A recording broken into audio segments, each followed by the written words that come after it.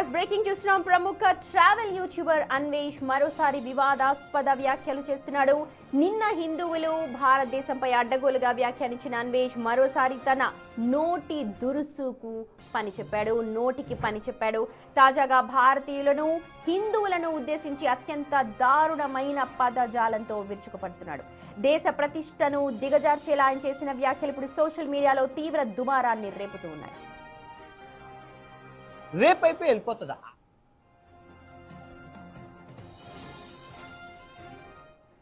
మన దేశంలోని పరిస్థితులను థాయిలాండ్తో పోలుస్తూ అన్వేష్ సంచలన వ్యాఖ్యలు చేశాడు. థాయిలాండ్ అభివృద్ధిని చూడాలని, అక్కడికి వెళ్లే అమ్మాయిలు క్షేమంగా తిరిగి వస్తారని ఆ దేశాన్ని పొగిడాడు. కానీ ఇండియాలో పరిస్థితి అలా లేదు అంటూ కించపరిచాడు. భారత్కు వచ్చే పర్యాటకులపై అత్యాచారాలు జరుగుతున్నాయని ఆరోపిస్తూ జర్మనీ, బ్రెజిల్ దేశాల నుంచి వచ్చిన మహిళా పర్యాటకులపై జరిగిన ఘటనలను ప్రస్తావించి దేశ పరువు తీసేలా మాట్లాడాడు అన్వేష్. కాదు, ఇప్పుడు ఇక్కడ థాయిలాండ్ మీ ఆడపిల్లలు వస్తే సేఫ్గా మళ్ళీ ఇంటికి వెళ్ళిపోతుంది. కానీ మన ఇండియాలోని రేపు అయిపోయి వెళ్ళిపోతుంది. 60,000 రేపులు చేశారు. అది కాకుండా విదేశీయులు ఎన్ని మంది? 197 దేశాల వాళ్ళు వస్తారు. వాళ్ళు మీరు చూడండి, 197 దేశాల వాళ్ళు ఈ థాయిలాండ్కి వచ్చి సేఫ్గా వెళ్తున్నారు. మన ఇండియా జర్మన్ అమ్మాయి వచ్చింది, రేపు చేశారు. బ్రెజిల్ అమ్మాయి వచ్చింది, రేపు చేశారు. ఇజ్రాయెల్ అమ్మాయి వచ్చింది, రేపు. ఏ అమ్మాయి వస్తే ఫారినర్స్ని రేపు చేయడమే, మనుషుల్ని రేపు చేయడమే, కుక్కల్ని, ఆవుల్ని, గేదెల్ని రేపులు చేసుకుంటూ ఉంటే మళ్ళీ నేను సీతమ్మని అన్న, అరే తప్పు అయిపోయింది క్షమించరా అంటే మీరు రేపులు చేసుకుంటూ ఆడదానికి స్వేచ్ఛ లేకుండా చేసి ఇలాగా ఉంటే ఇక దేశం ఇంకెక్కడికే వెళ్ళిపోతుంది. ఈ థాయిలాండ్ యొక్క పర్ క్యాపిటల్ ఇన్కమ్, జీడిపి ఎదుగుదల చూడండి ప్రతి సంవత్సరం. అందుకే ఒకసారి థాయిలాండ్ వచ్చి సావండి, మీకు అర్థమవుతుంది దేశం ఏంటో ఏటో, శుభ్రం అంటే ఏటో అన్నీ మీకు అర్థమవుతాయి. నువ్వు ఇంకా అదే అటుకొని పిసుకున్నావు అనుకో సంకనాకపోతావు. ఎవరు? నువ్వు, నీ బతుకు, మనం ఉన్న సిచ్యువేషన్. తెలాబ్లో నేను వీడియోలు చేస్తూనే ఉంటాను, నువ్వు కమెంట్లు ఎట్టలేక చచ్చిపోవాలి. అలా ఒకటి పెడతావు, నేను రోజు ఒక 5 వీడియోలు చేస్తాను, 10 రోజులు చేస్తాను, 100 రోజులు చేస్తాను, నేను సంవత్సరం అంతా చేస్తాను, తెలాబ్లో చేస్తూనే ఉంటాను. నీకు పిచ్చెక్కిపోవాలి. థాయిలాండ్ అభివృద్ధి చూడండి. రైట్, అది దేశాన్ని, మతాన్ని కించపరిచినందుకు నెటిజన్లు ఆయన నిలదీస్తుంటే అన్వేష్ ఏమాత్రం కూడా వెనక్కు తగ్గట్లేదు. ఇప్పుడు థాయిలాండ్ వెళ్ళాడు.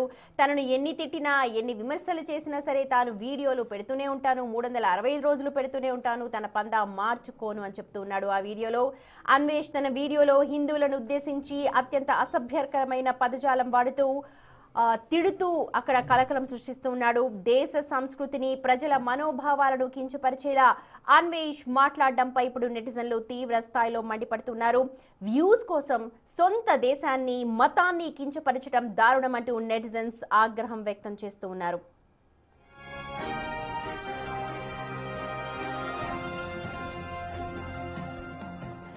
మరోవైపు అన్వేష్ పై అన్ఫాలో ఉద్యమం అయితే కొనసాగుతోంది. పెద్ద ఎత్తున బిగ్ టీవీ కూడా కాల్స్ వస్తున్నాయి. హిందూ దేవతలు, హిందుత్వంపై అన్వేష్ చేసిన కామెంట్స్ అతని కొంప ముంచాయని చెప్పాలి. ఇన్నాళ్లు కూడా దేశాలు తిరుగుతూ ట్రావెలర్ గా గుర్తింపు సంపాదించుకున్న మంచి పేరు ఒక్కసారిగా అధపాతాళానికి వెళ్ళిపోయింది.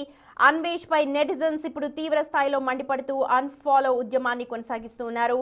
అన్వేష్ తీరుపై అసహనం వ్యక్తం చేస్తున్న నెటిజన్లు భారీగా అతని ఛానల్ ను కూడా అన్ఫాలో కొడుతూ ఉన్నారు.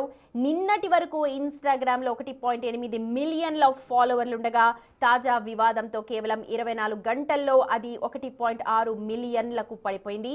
Anvesh YouTube channel, social media అకౌంట్లను బ్యాన్ చేయాలని కోరుతూ నెటిజన్స్ పెద్ద ఎత్తున రిపోర్ట్ చేస్తూ ఉన్నారు. అన్వేష్ పై తెలుగు రాష్ట్రాల్లో భారీగా ఫిర్యాదులు కూడా నమోదవుతూ ఉన్నాయి. హైదరాబాద్తో పాటు ఖమ్మంలోనూ అతనిపై కేసులు నమోదయ్యాయి.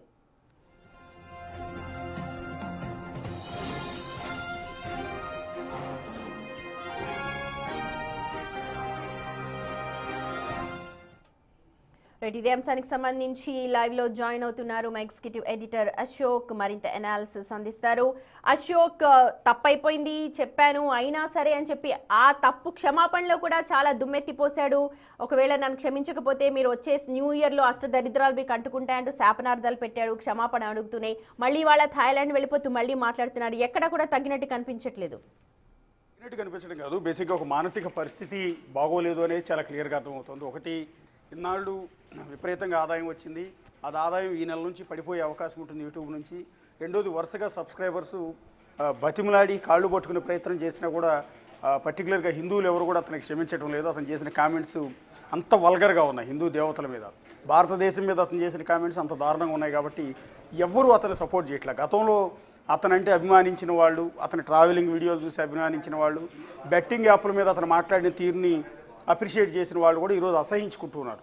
అన్ని మతాలకు సంబంధించిన వాళ్ళు, అన్ని కులాలకు సంబంధించిన వాళ్ళు, తెలుగు రాష్ట్రాల్లో ఉన్న ప్రతి ఒక్కళ్ళు ఈరోజు అసహించుకునే పరిస్థితి. అంటే దేశంలో ఏ ఒక్క యూట్యూబర్ని కూడా ఇంత దారుణం, ఒక యూట్యూబర్ అని కాదు, అది పొలిటికల్ లీడర్ కావచ్చు, సినిమా వాడు కావచ్చు, ఇంకో రంగంలో ఉన్నవాడు కావచ్చు, ఎవరిపైన కూడా సమాజంలో ఇంతటి వ్యతిరేకత రావటం అనేది ఫస్ట్ టైం. రెండోది మతి భ్రమించి ఏం మాట్లాడుతున్నారో కూడా అర్థం కాని పరిస్థితిలో ఇంకా బూతులతో విరుచుపడుతూ ఉన్నాడు. పర్టికులర్గా ఇవాళ దొంగనా కొడుకులారా అంటూ మరోసారి హిందువులను ఉద్దేశించి ఇష్టం వచ్చినట్టు కామెంట్ చేయటం, భారతదేశాన్ని కించపరిచేలా మాట్లాడటం, థాయిలాండ్ దేశంతో భారతదేశాన్ని కంపేర్ చేయటం, అక్కడే అతని అవగాహన లోపం, అతని దగ్గర ఎలాంటి సబ్జెక్టు లేదు అనేది. ఇన్నాళ్ళు ఏదో ట్రావెలింగ్ వీడియోస్తో, బూత్ వీడియోలతో, వల్గర్ వీడియోలతో సబ్స్క్రైబర్స్ని పెంచుకుని ఈ రకంగా సంపాదించేయడం తప్ప అతని దగ్గర మినిమం సబ్జెక్టు కూడా లేదు అనేది ఒక వెకిలి వ్యక్తి అనేది దీన్ని బట్టి స్పష్టంగా అర్థమవుతుంది. ఇవాళ ఫైనల్గా చేసిన వీడియోలో కూడా అతను చేసిన కంపారిజన్ ఏంటంటే థాయిలాండ్కి ఇండియాకి మధ్య కంపేర్ చేస్తూ చెప్పాడు. ఇక్కడ థాయిలాండ్లో అసలు క్రైమ్ రేటే లేదు, థాయిలాండ్లో అసలు అత్యాచారాలే జరగవు, భారతదేశంలో 31,000 మంది అమ్మాయిల్ని అత్యాచారం చేశారు, విదేశాల నుంచి వచ్చిన టూరిస్టులు అంటే బ్రెజిల్ నుంచి వచ్చిన వాళ్ళని లేకపోతే జర్మనీ నుంచి వచ్చిన అమ్మాయిలను కూడా అత్యాచారం చేస్తున్నారు హిందువులు అంటూ పదే కోట్ చేసి చెప్తున్నాడు. కానీ ఒకసారి మనం రిపోర్ట్స్ అన్ని చెక్ చేద్దాం. అయితే అతని అవగాహన లోపం, అతనికి ఏమాత్రం నాలెడ్జ్ లేదని చెప్పడానికి ఇది ఒక ఎగ్జాంపుల్. ఐక్యరాజ్య సమితి యునైటెడ్ నేషన్స్ ఈ సంవత్సరం ఇచ్చిన లేటెస్ట్ రిపోర్ట్స్ ప్రకారం థాయిలాండ్లో ప్రతిరోజు 7 నుంచి 8 రేప్ కేసులు నమోదవుతున్నాయి. పైగా 87 కేసుల్లో 87 క్రైమ్స్కి సంబంధించి ఆడవాళ్ళు పోలీస్ స్టేషన్ వరకు వెళ్ళటానికి భయపడిపోతున్నారు. అక్కడున్న వాళ్ళకి సంబంధించిన సాంప్రదాయాల ప్రకారం ఆడవాళ్ళు పోలీస్ స్టేషన్ వరకు వెళ్ళటం అనేది ఇబ్బందికరమైన అంశం, సామాజిక గౌరవాన్ని ఉద్దేశించి ఫ్యామిలీలో పరుగు పోతుంది అని 87% అమ్మాయిలు నేరాలకు గురవుతూనే వాళ్ళు పోలీస్ స్టేషన్ వరకు వెళ్ళట్లా. అయినా కూడా థాయిలాండ్ దేశంలో పోలీస్ స్టేషన్లో నమోదవుతున్న రేప్ కేసులు రోజుకు 7 నుంచి 8. ఈ అన్వేషణే ఈ నీచుడు చెప్తున్న సమాచారం ఏంటి? ఇండియాలోనే రేపులు జరుగుతున్నాయి, అసలు థాయిలాండ్లో ఒక్కటంటే ఒక్క రేపు జరగట్లేదు, అక్కడ మహిళలకు విపరీతమైన సెక్యూరిటీ ఉంటుంది, మహిళలు అర్ధరాత్రి కూడా రోడ్ల మీద తిరగచ్చు అని చెప్తున్నాడు. సో దాని వరకే వద్దాం. ఇప్పుడు యునైటెడ్ నేషన్స్ ఇచ్చిన రిపోర్ట్ ఇది. రోజుకి 7 నుంచి 8 రేప్ కేసులు నమోదవుతున్నాయి. నమోదు కాని కేసులు ఎన్నో ఉన్నాయో ఒకసారి చూడండి. రెండోది భారతదేశాన్ని థాయిలాండ్ని కంపేర్ చేసి చెప్తూ ఉన్నాడు. ఇక్కడ అభివృద్ధి చూడండి, ఇక్కడ జీడిపి చూడండి, ఇక్కడ పరిశుభ్రత చూడండి, ఇట్లా చెప్తున్నాడు. వాస్తవానికి ఇండియాలో 140 కోట్లు జనాభా, 140 కోట్లు. భారతదేశం అనేది ఒక పెద్ద ఉపఖండం. మన దేశంలో ఒక రాష్ట్రం అంత ఉంటుంది థాయిలాండ్ దేశం అనేది. మన దగ్గర 140 కోట్లు అయితే థాయిలాండ్లో ఉన్న జనం 9 కోట్లు. థాయిలాండ్ దేశ జనాభా మొత్తం కలిపి 9 కోట్లు. అంటే మన దేశంలో ఫర్ ఎగ్జాంపుల్ ఏ మధ్యప్రదేశ్ లాంటి రాష్ట్రం, కనీసం ఉత్తరప్రదేశ్ లాంటి రాష్ట్రం కూడా కాదు, మధ్యప్రదేశ్ లాంటి రాష్ట్రం, లేకపోతే విభజన కాకముందు ఆంధ్రప్రదేశ్, ఉమ్మడి ఆంధ్రప్రదేశ్ రాష్ట్రం 9 కోట్ల జనాభా మాత్రమే. సో విస్తీర్ణం కూడా చాలా తక్కువ ఉంటుంది, ఎటు చూసినా సముద్రమే ఉంటుంది, చాలా చిన్న కంట్రీ. సో అంత చిన్న కంట్రీ, ఒక రాష్ట్రం అంత కూడా లేని ఆ కంట్రీలో లాండ్ ఆర్డర్ మెయింటైన్ చేయడం పెద్ద కష్టమైన ఇష్యూ కాదు. రెండోది టూరిస్టులు ఎక్కువ మంది వస్తున్నారు అంటే ఎందుకు వస్తున్నారు? థాయిలాండ్లో విపరీతమైన స్వేచ్ఛ, విచ్చలవిడి సెక్స్ ఎక్కడ చూసినా కూడా. భారతీయులు లేకపోతే వేరే దేశాల వాళ్ళు బ్యాంకాక్ ఎందుకు వెళ్తున్నారు, పట్టాయ ఎందుకు వెళ్తున్నారు, అక్కడ బీచ్ల దగ్గరికి ఎందుకు వెళ్తున్నారు అంటే అక్కడ అందాలు చూడటానికి కాదు, కేవలం వెళ్ళేది సెక్స్ కోసం. సో థాయిలాండ్ దేశం మొత్తం నడిచేదంతా కూడా వాళ్ళ దగ్గర పరిశ్రమలు లేవు, ఎలాంటి అభివృద్ధికి సంబంధించిన ప్రణాళికలు లేవు, వాళ్ళ దగ్గర కేవలం టూరిజం మీదే డిపెండ్ అయి బతుకుతూ ఉంటారు, సెక్స్ బిజినెస్ మీదే ఎక్కువగా నడుస్తూ ఉంటారు. థాయిలాండ్లో మహిళలకి అద్భుతమైన రక్షణ ఉందని చెప్తున్నారు. అదే థాయిలాండ్లో బ్యాంకాక్ వెళ్తే పట్టాయ వీధుల్లో ఆడవాళ్ళని అర్ధనగ్నంగా అద్దాల బాక్సుల్లో నిలబెడతారు. ఈ రోజుకి కూడా వెళ్తుంటే థాయిలాండ్ పటాయా వీధుల్లో ఆ అద్దాల మధ్యలో ఆడవాళ్ళు అర్ధనగ్నంగా నిలబడి మగవాళ్ళని పిలుస్తూ ఉంటారు సెక్స్ కోసం. సో ఈ బిజినెస్ మీద నడుపుతుంటారు. అంటే ఆడదాన్ని ఆట బొమ్మ కింద అద్దాల బాక్స్లో పెట్టి దాని ద్వారా ఆదాయం సంపాదించే దేశాన్ని భారతదేశం లాంటి సంస్కృతి సాంప్రదాయాలున్న కట్టుబాట్లున్న ఈ దేశంతో కంపేర్ చేస్తున్నాడు అంటే అతని ఇమ్మెచ్యూరిటీ ఎంత అనేది మనం చాలా స్పష్టంగా అర్థం చేసుకోవచ్చు. అంటే 140 కోట్ల జనాభా ఉన్న దేశానికి 9 కోట్ల జనాభా ఉన్న ఒక చిన్న దేశానికి మధ్య కంపేర్ చేస్తూ దాని జీడిపి అని చెప్తూ ఉన్నాడు. సో ఆ జనాభా ఎంత, విస్తీర్ణం ఎంత, సో దాని జీడిపికి భారతదేశ జీడిపికి సంబంధం ఏంటి? భారతదేశం ఈరోజు అణు పరీక్షలు నిర్వహిస్తోంది. భారతదేశం ఈరోజు చంద్రుడి మీదకు ఉపగ్రహాన్ని పంపించాం మనం. సో భారతదేశంకి దానికి అసలు ఏంటి సంబంధం, అసలు ఏ విధంగా కంపేర్ చేస్తారు? సో అదే అంటే అతని అవగాహన లోపం. ఏది మనం ఏది కూసినా, ఏది మాట్లాడినా, ఎన్ని బూతులు తిట్టినా పిచ్చి జనం చూస్తూ ఉన్నారు. సో ఈ రోజు కూడా నా సబ్స్క్రైబర్స్ అలాగే ఉన్నారని అనుకుంటున్నాడు. కానీ ఇప్పటికే 10 లక్షల మందికి పైగా సబ్స్క్రైబర్స్ అతని నుంచి వెనక్కి వెళ్ళిపోతున్నారు. రోజుకి సబ్స్క్రైబర్స్ పడిపోతుంటూ ఈ రకంగా అవగాహన లేకుండా చిల్లర వాగుడంతా వాగుతూ దాన్ని యూట్యూబ్లోకి నింపి దాని ద్వారా మళ్ళీ వ్యూస్ వస్తే దాని ద్వారా ఇన్కమ్ వస్తుందని ఎక్స్పెక్ట్ చేస్తూ ఉన్నాడు. సో ఇతని మానసిక పరిస్థితి బాగోలేదు అనేది చాలా క్లియర్గా అర్థమవుతుంది.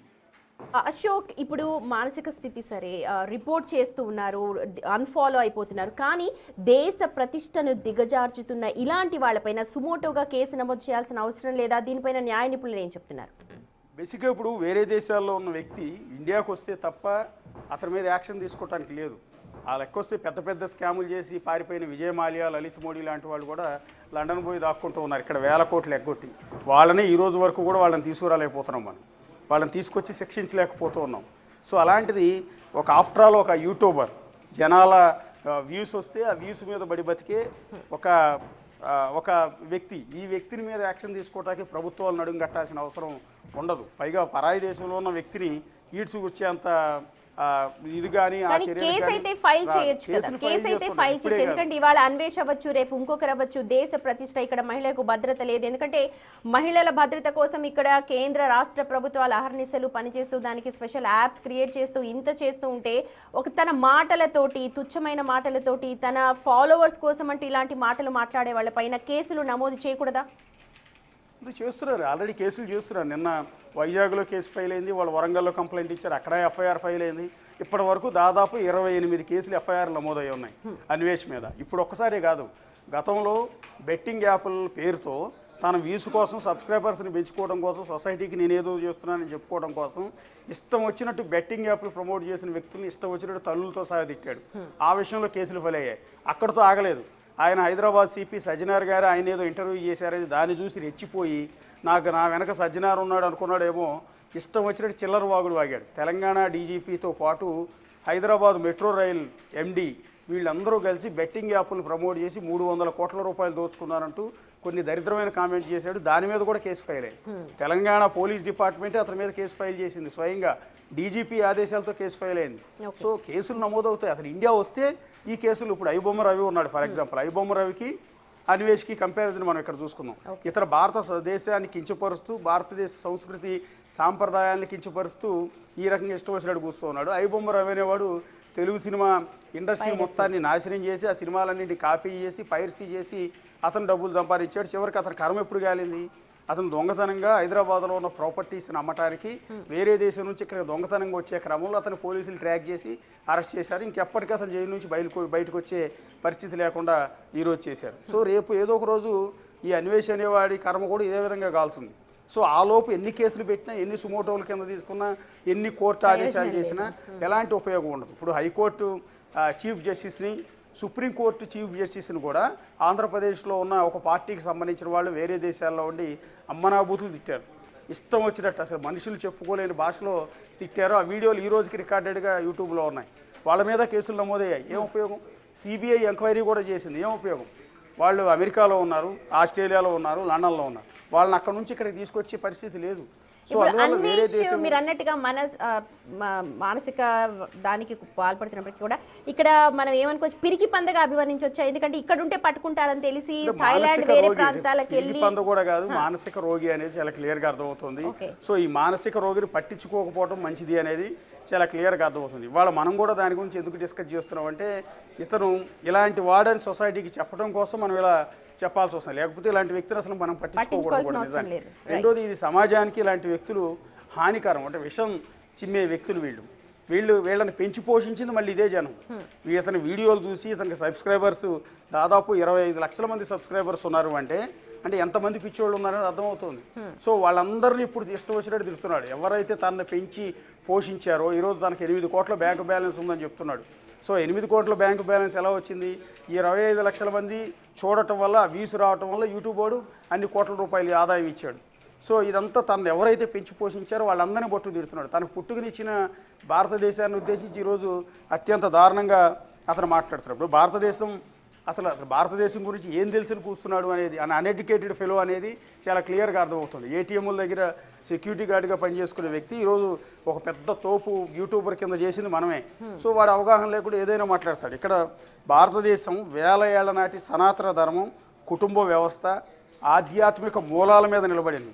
మన సంస్కృతిలో అతిథి దేవో భవ అనే సూత్రం ఇప్పటికీ ఉంటుంది. సో మనం మన దేశానికి ఏ టూరిస్టులు వచ్చినా కూడా అతిథి దేవో భవాన్ని గౌరవిస్తూ ఉంటాం.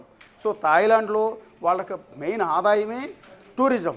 ఆ టూరిస్టులు రావటం ఆగిపోతే, పర్టికులర్గా భారతదేశం నుంచి టూరిస్టులు థాయిలాండ్ వెళ్ళటం ఆగిపోతే వాళ్ళ దేశ జీడిపి 2-3 నెలల్లోనే పడిపోయే అవకాశం ఉంది. అంత దారుణంగా ఉంటుంది. వాళ్ళ ఆదాయం కంప్లీట్ పడిపోయి ఉపాధి లేక అల్లాడిపోయే పరిస్థితి అక్కడ ఉంటుంది. ఎందుకంటే థాయిలాండ్కి మేజర్ టూరిస్టులు వెళ్ళేది భారతదేశం నుంచి. ఎందుకంటే నియర్ బై 3 గంటల ఫ్లైట్ జర్నీలో జస్ట్ ఈజీగా అలా వెళ్ళి అలా వచ్చేసేయచ్చు కాబట్టి తక్కువ ఫ్లైట్ ఛార్జెస్ అవుతాయన్న ఉద్దేశంతో భారతీయులు అంతా కూడా వెళ్తే శ్రీలంకకి లేదా థాయిలాండ్కి వెళ్తూ ఉంటారు. సో ఇలాంటి క్రమంలో ఒక్క భారతదేశం మీద డిపెండ్ అయి బతుకుతున్న దేశాన్ని కంపేర్ చేస్తూ అదే భారతదేశాన్ని కించపరుస్తూ ఇప్పుడు అన్వేష్ అనే వ్యక్తి ఈ రకమైన చిల్లర కామెంట్స్